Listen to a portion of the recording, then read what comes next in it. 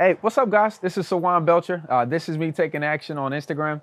And what's up? We at my house. Welcome. You guys hang out a little bit. We're going to talk about what you should be looking at, okay, after you get that deal under contract and you go see it for the first time. Let's go. Hey, so great day, guys.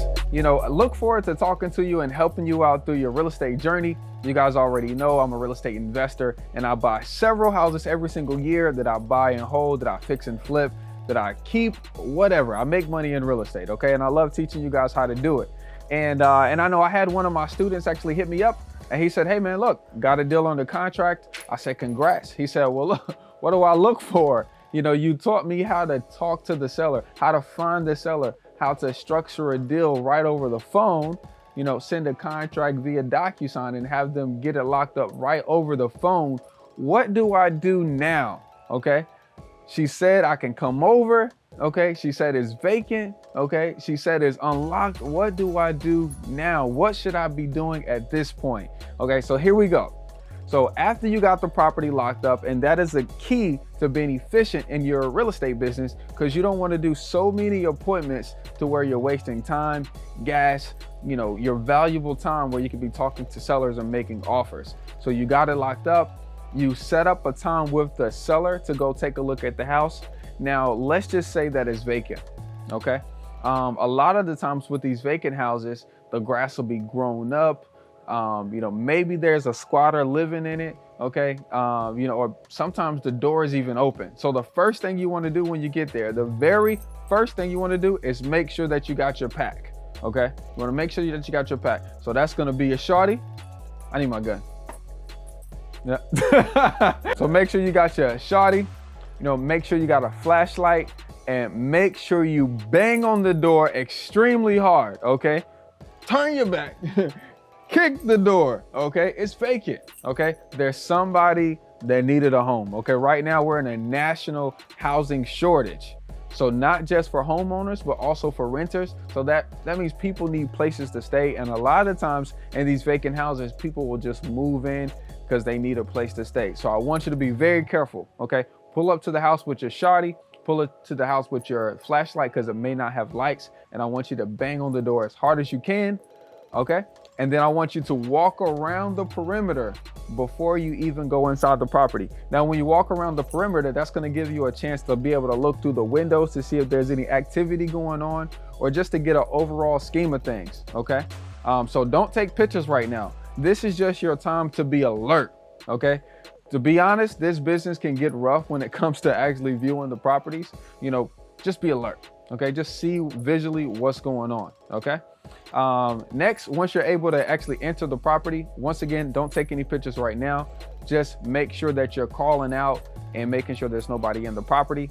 I typically do something funny. I say, hey, who's in here? I ain't got no problems with you. You ain't got no problem with me. I'm gonna walk outside for just a second. And if you need to leave, walk out the back door, okay? And that's just because, once again, people move in. It's okay. Okay, that's just what happens. So after you've done that, now you can get to the money. Now you can take pictures and see actually what's wrong with the house, okay?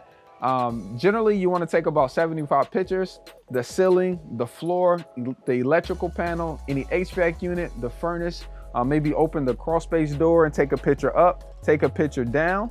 You want to get so many pictures in so much detail, being so clear with your buyers that from the pictures that you send them, they're able to make a decision if they could buy the property based off of your pictures. So literally everything: floor, ceilings, walls, electrical panel, kitchen, bathroom, crawl space, attic space, furnace.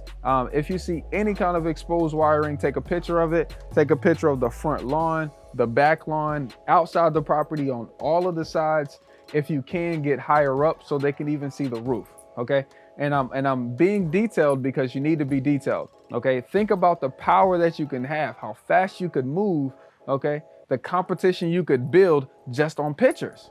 Most of the time when you're buying a product or when you're looking for an Airbnb, you're looking at the pictures and you make a decision based off of the picture. So if you just take pictures from kind of waist below, it'll make it look like the room is bigger, okay?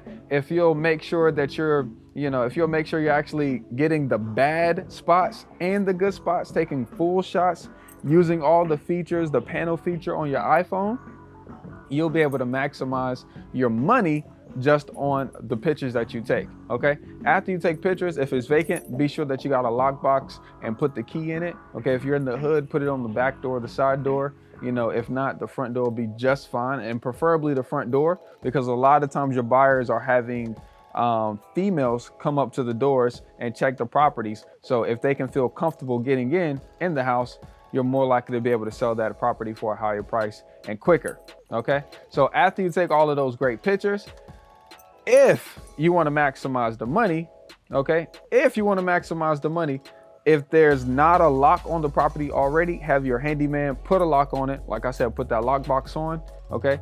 If the grass is high, have your handyman come by and cut the grass. Because literally, if the house is presentable, people are gonna pay more. If the grass is high, people just naturally think that it's worth less. So you'll be surprised, how you can add $1,000 or $2,000 or $3,000 into your assignment fee just by cutting the grass and changing the locks on the place so people can feel safe when getting into a house, okay? And after you've done your general inspection, just know that you're not an inspector, okay? You don't have to know everything that's wrong, because after you take these pictures and you send it out to your buyers, you're not going to say anything about the condition of it. They're going to be the judge for themselves. And simple as that, we got us some pictures so we can send out to our buyers a text message and email so we can get this property sold. Or if you're like myself, you're sending them to your private money guy so you can raise that money and increase your spreads and own some houses on your block, okay? And remember, you don't need all three to do a deal. You just need two to do you. Have an amazing day. One more thing. I'm a buyer. I need houses, okay? And my goal is to get to 100 doors, averaging $350 a door on each door. So do me a favor, if you got a deal in or around Greensboro, within like an hour of Greensboro, send me a deal, I'll buy it. Land, single family, multifamily. I'm even open to some multifamily or mobile home parks, okay? And if you're in Cincinnati, 4 to 20 units, okay, put in the comments below. Let's go.